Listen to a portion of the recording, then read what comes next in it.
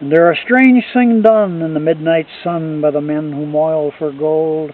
The Arctic trails have their secret tales that would make your blood run cold.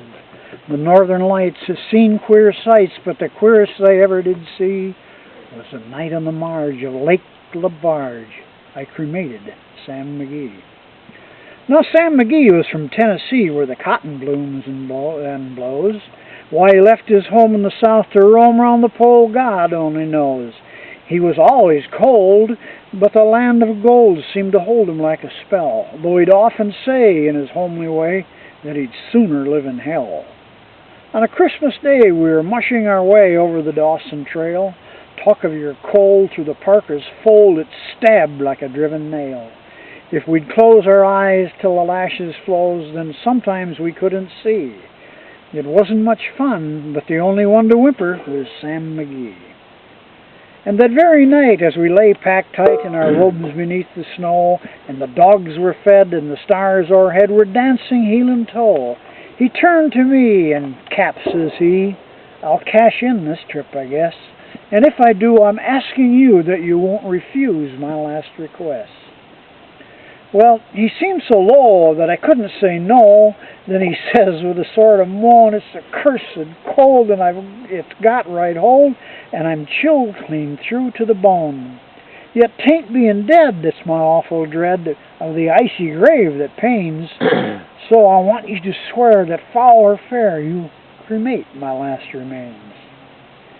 A pal's last need is a thing to heed, so I swore I would not fail, and we started on at the streak of dawn, but God, he looked ghastly pale. He crouched in the sleigh, and he raved all day of his home in Tennessee, and before nightfall a corpse was all that was left of Sam McGee. There wasn't a breath in that land of death, and I hurried horror-driven, with a corpse half hid that I couldn't get rid because of a promise given. It was lashed to the sleigh, and it seemed to say, "You may tax your brawn and brains, but you promised true, and it's up to you to cremate those last remains."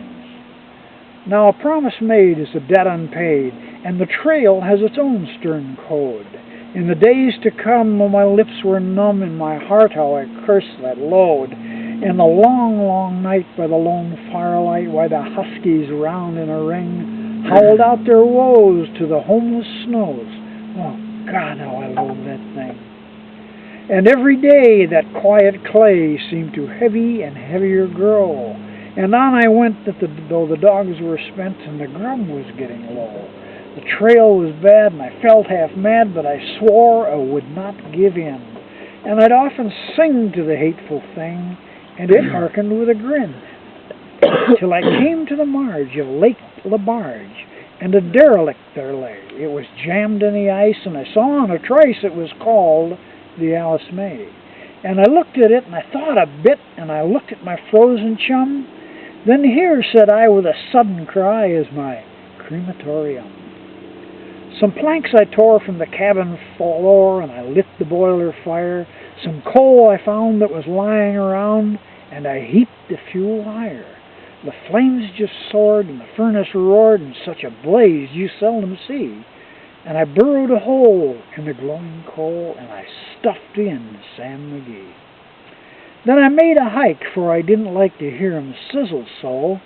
And the heavens scowled, and the huskies howled, and the winds began to blow.